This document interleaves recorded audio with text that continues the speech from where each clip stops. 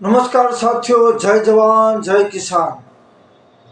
આજે શંભુ બોર્ડર ઉપર એક વર્ષથી જે કિસાનો આંદોલન ચલાવી રહ્યા છે એની સાથે કેન્દ્ર સરકાર વાટાઘાટો કરશે।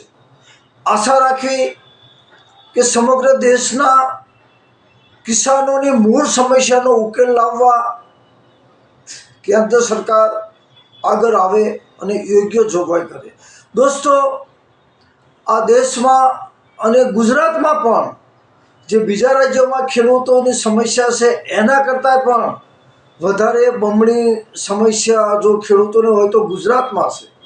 ભલે ગુજરાતના ખેડૂતો આંદોલન ન કરી શકતા હોય પરંતુ તેટલી જ સમસ્યા ગુજરાતના ખેડૂતોનો છે।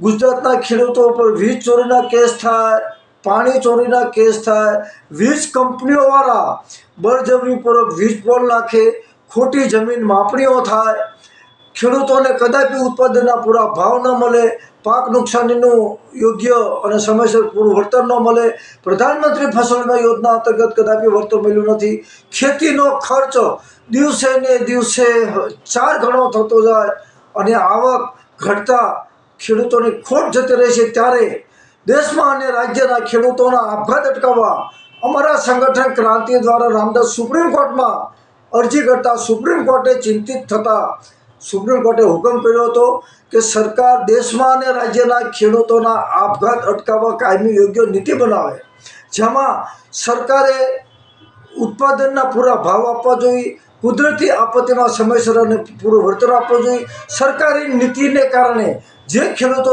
દેવામાં ડૂબ્યા છે એનું દેવું પણ સરકારે માફ કરવું જોઈએ। તો દોસ્તો, આ દેશ મારો, તમારો ને આપણા સૌનો છે।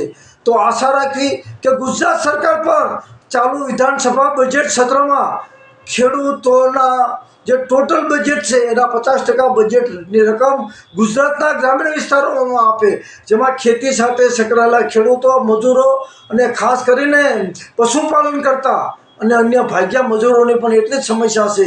તો આશા રાખવી કે આ દેશ મારો, તમારો ને આપણા સૌનો છે। તો સાથે મળીને કેન્દ્ર સરકાર અને રાજ્ય સરકાર ગ્રામીણ વિસ્તારને ધબકતું ગ્રામીણ બનાવવા કાયમી યોગ્ય નીતિ બનાવે। જય હિન્દ, જય ભારત, ઇન્કલાબ જિંદાબાદ।